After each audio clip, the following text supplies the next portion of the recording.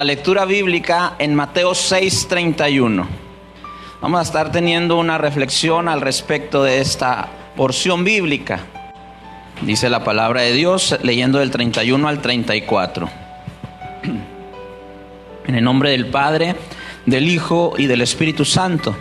No os afanéis, pues diciendo, ¿qué comeremos? ¿O qué beberemos? ¿O qué vestiremos? Porque los gentiles buscan todas estas cosas, pero vuestro Padre Celestial sabe que tenéis necesidad de todas estas cosas. Mas buscad primeramente el reino de Dios y su justicia, y todas estas cosas serán añadidas.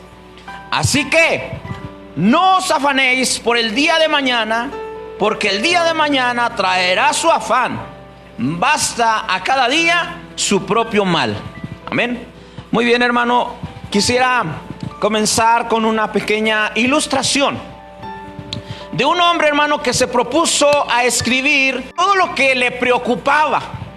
Él hizo una lista de todo lo que le preocuparía dentro de un año, y él empezó a escribir todos sus miedos, todas sus preocupaciones y todo lo que para él sería una dificultad. Cuando él escribe todo esto y a la vuelta del año analiza y revisa este porcentaje de preocupación que él tenía por lo que fuese a vivir, encuentra que en un 50% las cosas que él pensó que sucederían nunca pasaron. O sea, todo lo que le preocupaba durante un año, el 50% no sucedió, pero a él le preocupó. Después vio un 30% en que todas las cosas que sucedieron en su vida fueron a causa de decisiones que él tomó, que inclusive algunas de ellas pudiera retomar y corregir para poder mejorar esa situación. 30% de decisiones que se toman. Y un 12%, hermano, fueron aquellas preocupaciones que generaron las críticas de personas externas a su entorno, personas que también llegaron a hacer comentarios o levantaron chismes. Entonces toda esta preocupación sobre él, ya vimos un 92% de todo su estrés, de toda su preocupación, y descubre que al final solo el 8% de toda su preocupación no tenía él control sobre eso. Solo el 8%.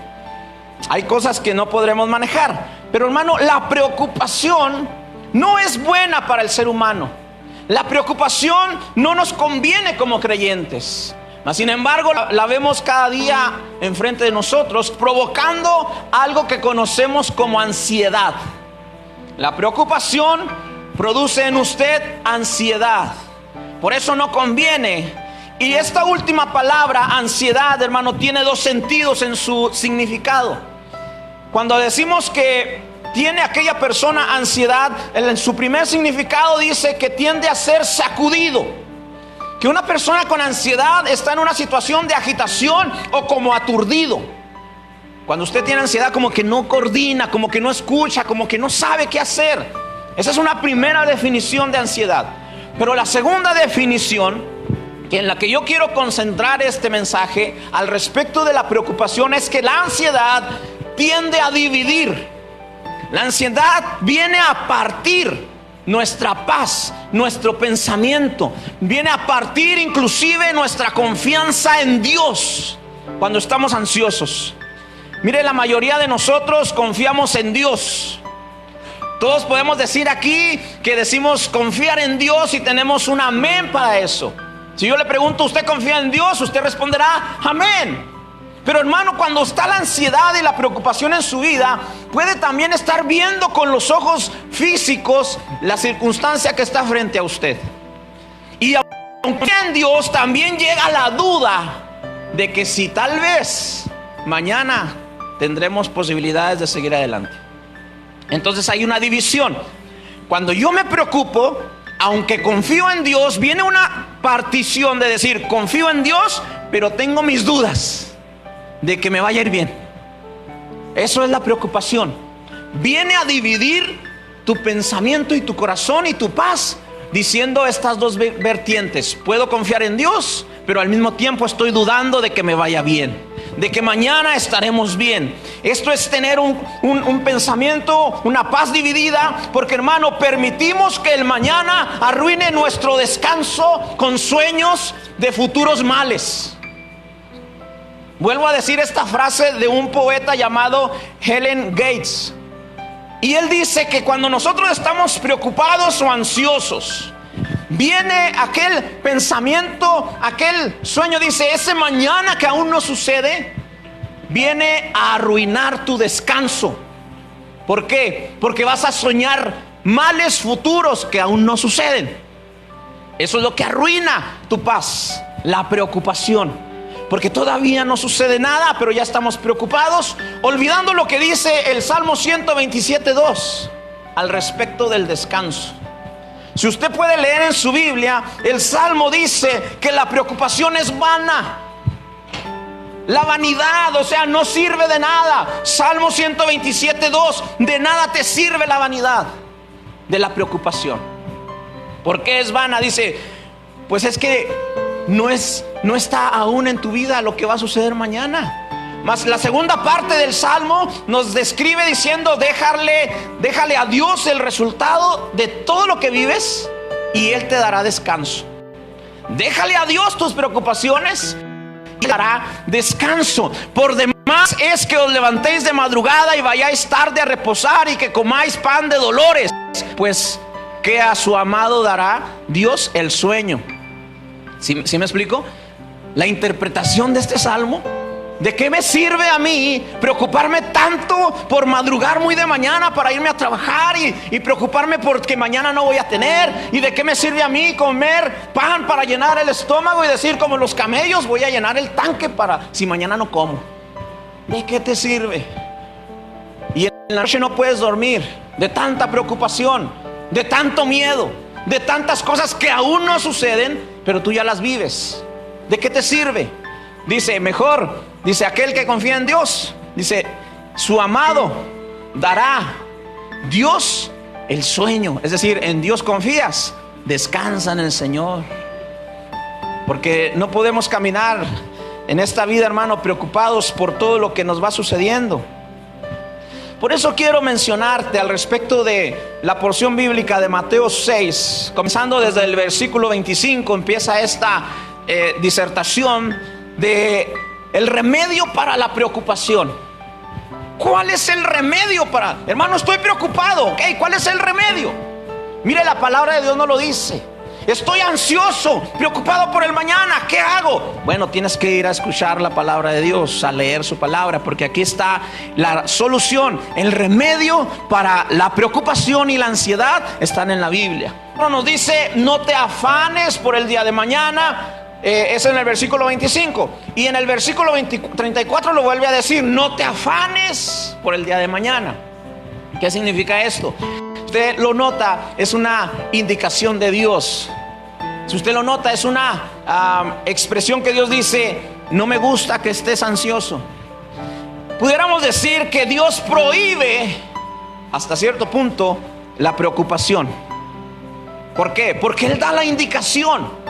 No te permito que te preocupes. No te permito. Todo creyente entiende, hermano, que no conviene preocuparse. Y por eso Dios dice, no te pongas ansioso, no te pongas temeroso por el día de mañana. Porque, hermano, es una orden, es una indicación. Es decir, Dios nos está diciendo en esta mañana, deja ya de preocuparte por lo que aún no sucede. Ya déjalo. ¿Para qué vives sufriendo? Si no quieres o no puedes, tómalo como una orden de Dios. Porque Dios prohíbe la preocupación. Si no, no dijera en este versículo 25, por tanto os digo. Ahora, las palabras que usa, por tanto, ¿sí? Yo te digo que no te afanes, que no te preocupes por vuestra vida. ¿Cuántos años voy a vivir? No sé. ¿Para qué te preocupas si todavía no sabes que vas a vivir 80, 100 años? No sabes. ¿Para qué sufres? El Señor dice, por todo lo que sucede en tu vida, no te preocupes. Y es la primera indicación de Dios. Luego en el versículo 34 dice, no te afanes por un día. O sea, sino por tu vida, dice, tampoco y menos por lo que va a pasar mañana. Si toda tu vida depende de mí, yo ya sé lo que va a sucederte. ¿Qué te preocupa lo que pase mañana? Orden de Dios, no te preocupes, descansa en el Señor. Es decir, que la causa de la preocupación, mi hermano, es la que nos echa a perder toda nuestra vida. ¿Cuál es la causa de la preocupación? No, pues muchos problemas. No, pues la falta de dinero. No, pues la falta de salud. No, pues las noticias malas que dicen en la tele. No, pues la situación que vive el mundo. ¿Eso es la causa de su preocupación? No. Mateo 6:30 dice que la causa de la preocupación de todo hombre es la falta, al final del versículo, de fe. La causa de la preocupación, del miedo, de la ansiedad de todo creyente es la poca fe que tiene. El versículo dice: y si la hierba del campo, que hoy es y mañana se echa al horno, Dios la viste así. Fíjese la pregunta: ¿no hará mucho más a vosotros, hombres de poca fe? O sea, si usted lee todo el capítulo, los versículos que le menciono, usted analiza y ve que Dios viste a las flores, que Dios alimenta a los pajaritos, y dice: si aquellas hierbas del campo que van a terminar en el fuego, que no son nada, que mañana desaparecen, Dios las cuida. Dice, ¿cuánto más a ti? La frase hombre de poca fe está diciendo, hay que echar mano de la fe. Hay que creerle a Dios, hay que confiar en Dios por el día de mañana. Si no tenemos fe, caeremos, hermano, en el miedo.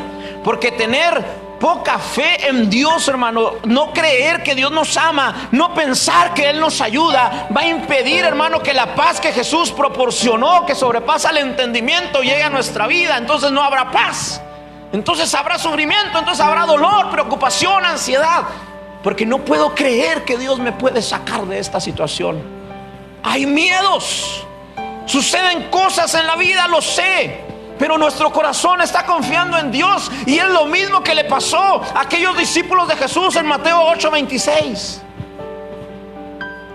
Ilustración de Jesús en la barca durmiendo, y aquellos hombres que estaban ahí navegando en el mar. Viene la tormenta, viene la situación difícil, empiezan a tener miedo, se empiezan a preocupar y se empiezan a gritar diciendo: vamos a morir, vamos a morirnos, porque esto es terrible, esta tormenta. Y se asustan. Mire, todavía no sucede nada y ellos ya están pensando que están muertos. Porque es lo que pasa con nosotros hoy en día. ¿Qué va a pasar con nosotros? Algunos ya tienen miedo. ¿Iremos a terminar bien el año? ¿Qué sucederá con mi familia, con mi trabajo? ¿Qué va a pasar con la iglesia? Tenemos miedos, preocupados por algo que todavía no sabemos qué va a pasar. ¿Y qué se levanta Jesús diciendo a los discípulos en la barca? ¿Sí se fija? Dice: hombres de poca fe. Porque aún en esta tormenta, aún que estés ahogándote, aunque te trague un pez y te mueras como Jonás, que Dios trajo otra vez a la playa y lo levantó y lo mandó a predicar. Aún en la peor condición en la que te encuentres, si dependes de Dios, ¿de qué te preocupas por mañana? Jesús se levantó y dijo a las aguas: callen, y se callaron. Porque la iglesia, hermano, no puede estar tan preocupada, como te dije al principio de esta cuarentena y de esta pandemia. La iglesia no puede estar preocupada por ese virus, porque nuestra vida no depende de eso, depende de Dios. Y confiamos en Dios. Nuestra vida no depende de cuánto traigo en la bolsa, de qué trabajo, cuánto gano, porque mi vida depende de Dios. Porque Dios es el que me provee, el que me da, el que me sostiene. La misma causa fue lo que hizo que Pedro se hundiera en el mar. Mateo 14:31. Cuando Pedro se hunde, después que Jesús le dice: sal de la barca y camina sobre el mar, este le cree. Porque vemos hombres y mujeres que le creemos a Dios y decimos: ok, le creo, me aviento, y ahí vamos al mar. Pero cuando ya estamos ahí, empezamos a dudar. ¿Será que Dios está conmigo? ¿Será que esto es de Dios? Entonces cuando se pone difícil, cuando ya dejamos la barca atrás, cuando ya no dependemos de nosotros, solamente de Dios, empezamos a dudar. Eso es ansiedad. Me voy a hundir, pero todavía no te hundes. ¿Sí se fija? Todavía no sucede. Pero Pedro tuvo miedo, dudó y se hundió. Y cuando se hunde, Jesús lo saca del mar y le dice: ¿por qué dudaste, Pedro? ¿Por qué tu fe no fue suficiente para mantenerte en el agua de pie? Era cuestión de fe, nada más. Cosas sobrenaturales son cuestión de fe. Caminar y tener éxito en la vida, hermano, es cuestión de fe, de creer en Dios, de permanecer en el Señor. Hermano, no es la crisis que vivimos la que nos está afectando. Repito, no es la crisis que vivimos la que nos afecta, sino la crisis de fe que hoy tiene la iglesia y todo creyente que no cree en las palabras de Dios. ¿Qué importa la economía? ¿Qué importa la salud cuando está Cristo contigo? Pero nos falta fe. Tenemos una crisis de fe más que una crisis económica. Tenemos una crisis de fe, hermano, y algunos están sufriendo porque todo lo pasamos. Crisis existencial, dicen algunos, emocional. Pero cuando está Cristo, tienes la oportunidad de salir de eso. Vences. No digo que sea fácil, es una lucha tal vez, pero vas a ganar si confías en Dios, si permaneces en Dios y le crees a Dios en lo que Él te ha prometido. Vivimos una crisis, hermano, en los creyentes de fe. Pero no entendemos que si Dios provee para los animales y las plantas, lo hará también para sus hijos, porque Él dice: ¿cuánto más? Es decir, tú vales más para Dios que cualquier otra creación. Tú eres esa joya que corona la creación de Dios. Tú eres lo más importante que habita en el corazón de Dios. Dios no va a permitir que algo malo te pase si tú confías en Dios. Para muchos la muerte es algo terrible, hermano. Pero Pablo llegó a entender y dijo: no, hombre, si aún la muerte es ganancia, aún la muerte me da victoria para estar en la presencia de Dios. Pero tenemos miedo a morir por falta de fe. Un día me dijeron: ¿tienes miedo a morir? Y la pensé un segundo y luego dije: no, ya no.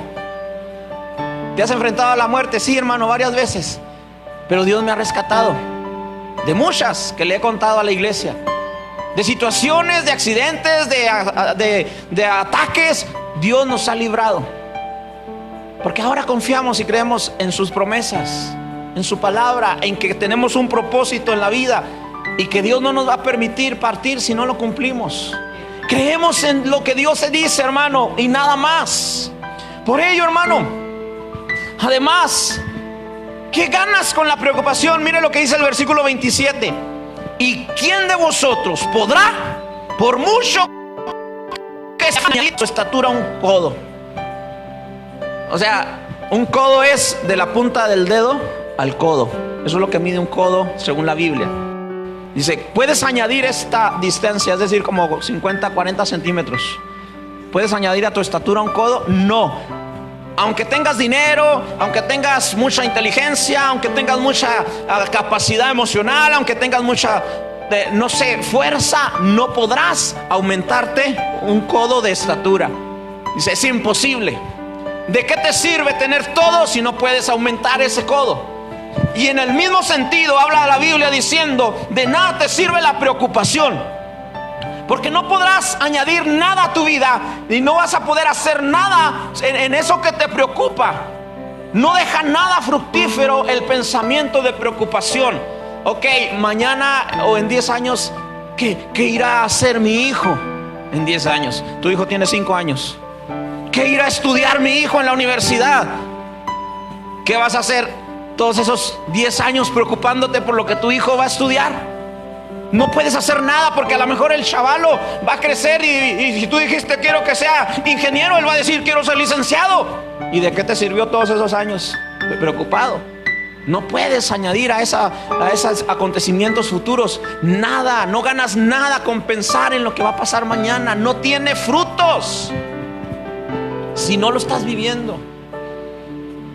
Hermanos, ¿Por qué preocuparse?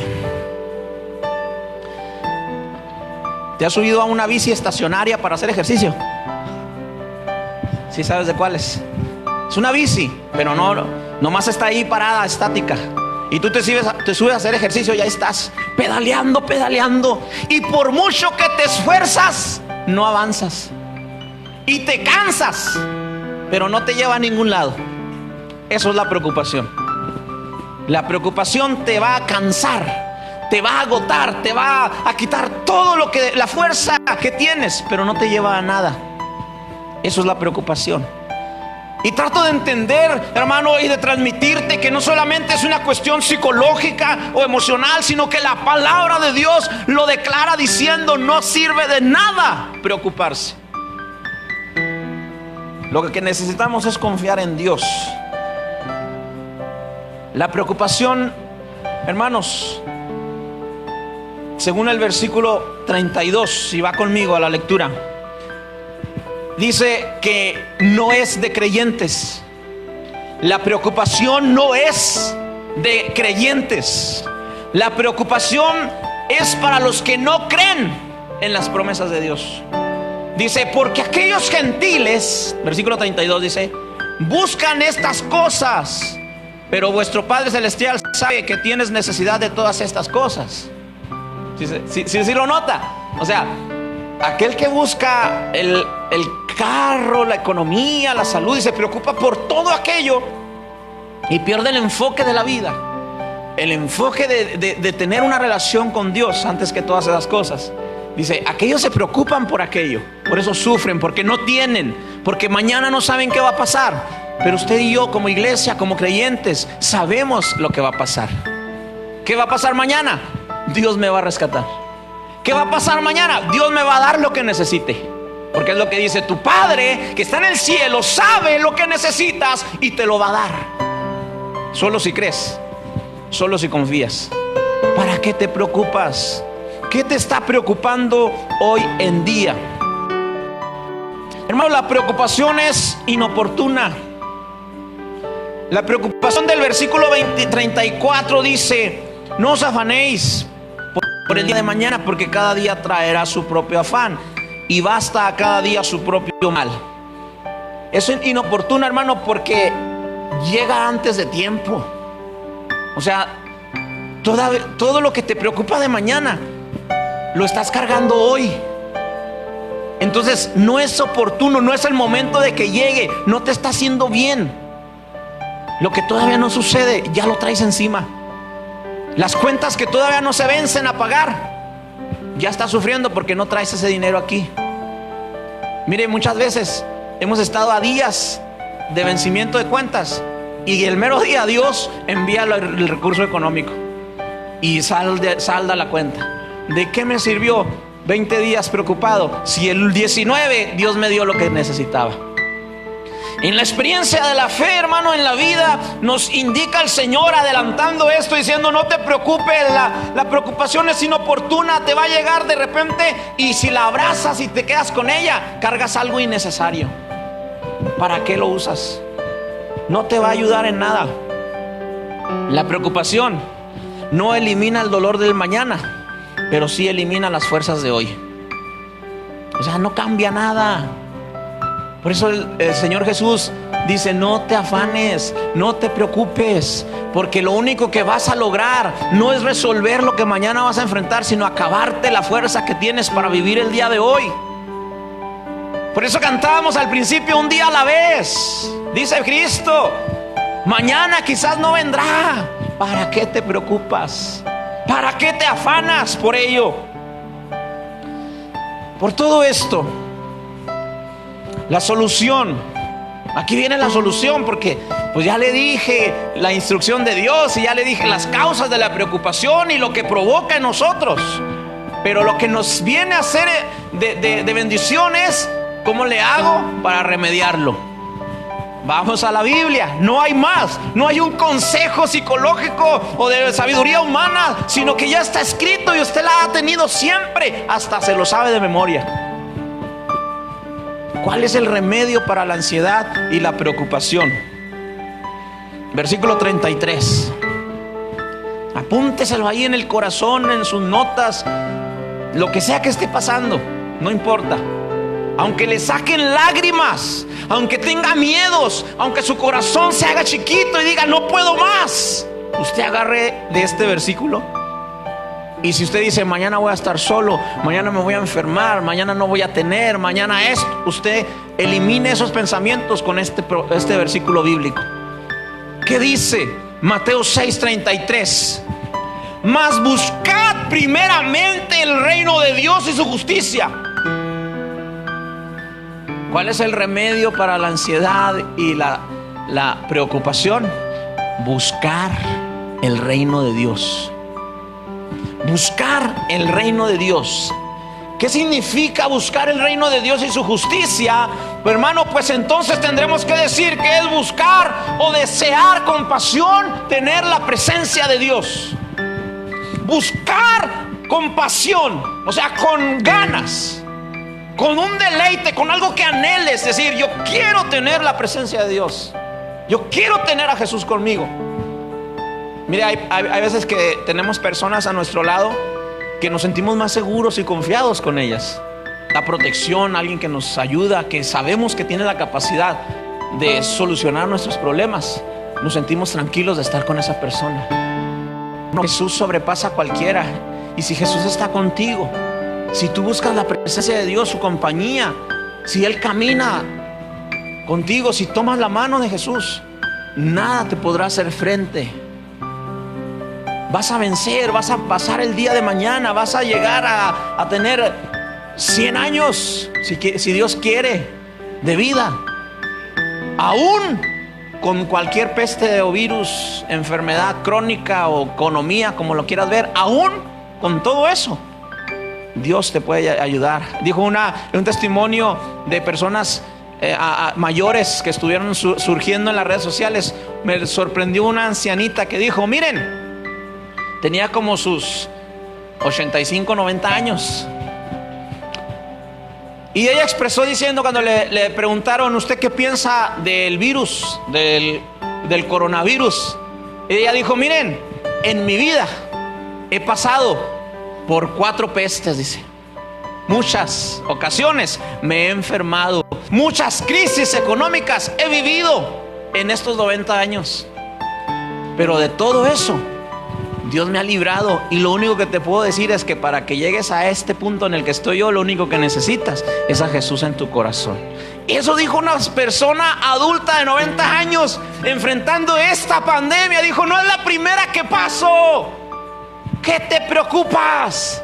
Si Jesús está conmigo. Y yo creo que ya la va a pasar. La va a pasar.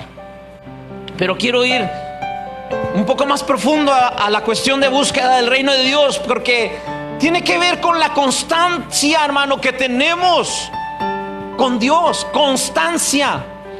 ¿Cómo es esto? Es decir, no de ratos ni de ganas. El reino de Dios se busca de día y de noche. El reino de Dios es en la mañana, en la tarde y en la noche. El reino de Dios está cuando estás despierto y cuando estás dormido. Buscar el reino de Dios, hermano, es una constante. No puedo dejar de buscar el reino de Dios, porque es lo que me mantiene tranquilo, en equilibrio. Es lo que me da paz. No puedo dejar de buscar esa presencia de Dios, porque si no, si me salgo de esa presencia me pongo triste. Si me salgo de esa presencia me da miedo. Si me salgo de esa presencia me voy a preocupar por lo que mañana va a pasar, que aún no sucede, y me voy a poner ansioso. Por eso necesito una constante búsqueda de Dios, no de ratos y no de ganas. Así que empiece a buscar a Dios en todo tiempo. Por eso dice el consejo de la Escritura: nunca se aparte de tu boca este libro de la ley, sino que de día y de noche medites en él. Es la palabra de Dios, es el consejo del Señor. Hermano, buscar el reino de Dios es darle la prioridad a las cosas que competen a Dios. ¿Qué significa? Que las cosas de Dios son importantes. La iglesia es importante. La oración es importante. Leer la Biblia es importante. Amar al prójimo es importante. Las prioridades en tu vida, hermano. Si tú no estás priorizando correctamente, vas a tener tanta preocupación y no vas a ser feliz. Porque lo primero es, busca el reino de Dios primeramente. ¿Qué te preocupa? ¿Qué te quita el sueño? No, pues es que si voy a la iglesia o si me conecto a tales horas, dejo de trabajar, dejo de atender, dejo de hacer. Yo no voy a estar pegado al teléfono 1 hora, hermano. Bueno, tú sabes, tú estás priorizando en otras cosas. Pero si lees la segunda parte del versículo 33, dice: busca primero el reino de Dios y todo lo demás Dios te lo va a dar. Pero si tu prioridad no es Dios ni buscar su reino, todo lo demás va a tardar mucho en llegar. No digo que no lo logres, no digo que no lo obtengas, pero te va a llegar más tarde. Y tal vez no en el momento en que lo requerías. Por eso dice: prioriza y busca el reino de Dios primero, y todo te será añadido. Porque Dios, hermano, te garantiza que proveerá, como lo declaró el Salmo 23. Miren la versión Nueva Traducción Viviente. Inicia diciendo en el versículo 1 del capítulo 23 del Salmo de esta manera: el Señor es mi pastor y tengo todo lo que necesito. Eso dice la Nueva Traducción Viviente. Usted y yo lo conocemos como nada me faltará, como mañana. Pues la Nueva Traducción Viviente declaró ahora diciendo: hoy, en este momento, tengo todo lo que necesito, porque el Señor es mi pastor. Si se fija, qué diferente es pensar que sí, mañana me va a dar. No, ya lo tengo, ya me lo dio. Ahorita yo estoy bien porque Dios es mi pastor. Yo no estoy preocupado porque así como hoy, mañana me va a dar. Hermano, y Dios me ha dado más de lo que merezco. Y me ha costado menos que antes, que trabajábamos de sol a sol. Porque ahora lo que nos preocupa, ahora nos desvelamos. Ahora trabajamos de mañana a tarde haciendo la obra de Dios. O sea, trabajamos igual de sol a sol. Pero mi preocupación no está ahora en las cosas materiales, sino en el reino de Dios. Y viera cómo Dios nos ha bendecido.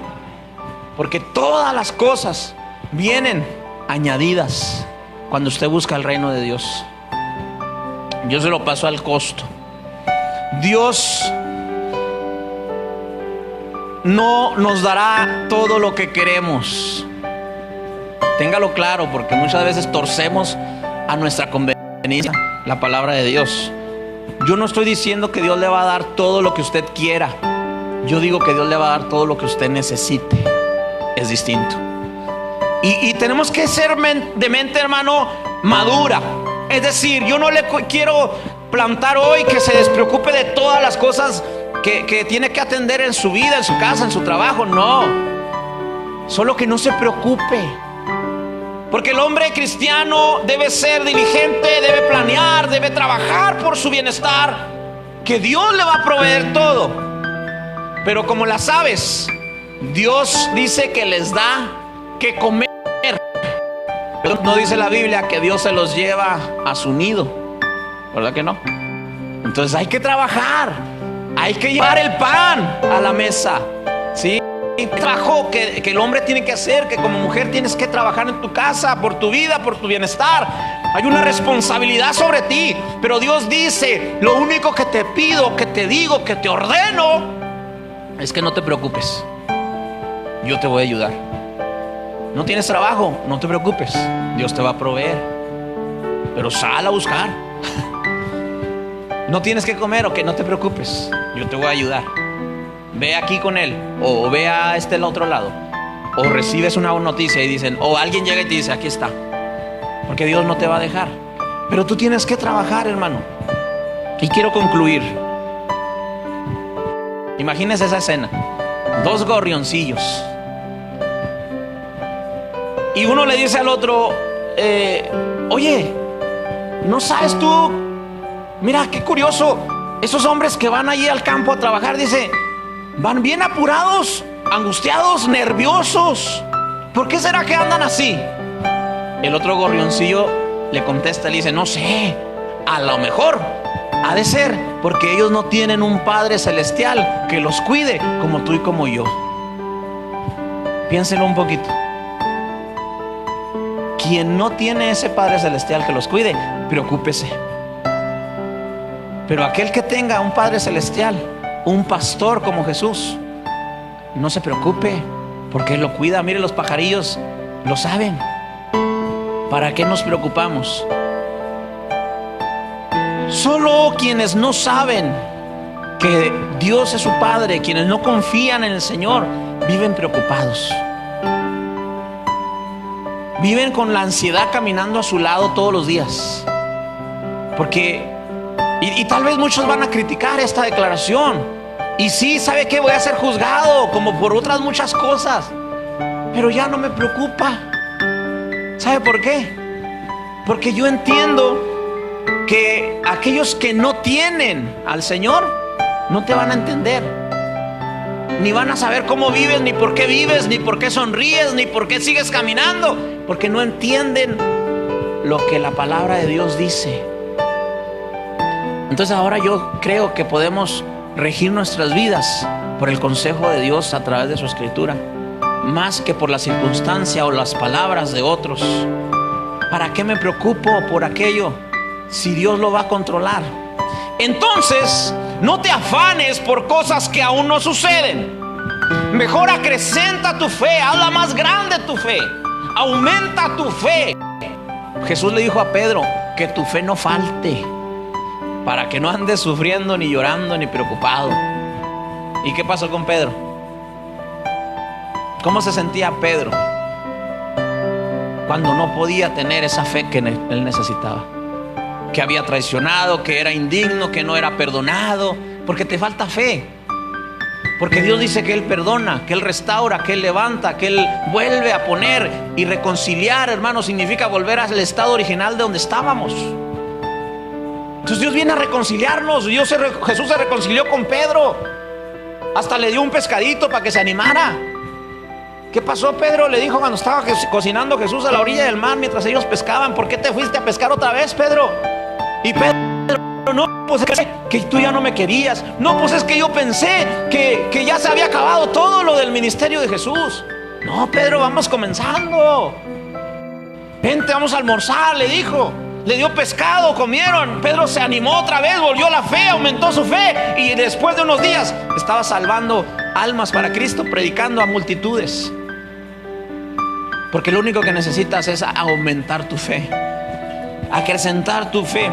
¿Cómo? Escuchando la palabra de Dios, alimentando tu mente del consejo divino y dejando a un lado los comentarios que perturban tu tranquilidad. Hermano, termino con esto. Jesús no prohíbe que planeemos o proveamos para el día de mañana. Sin embargo, prohíbe el afán y la ansiedad que perturban el gozo y la paz del creyente.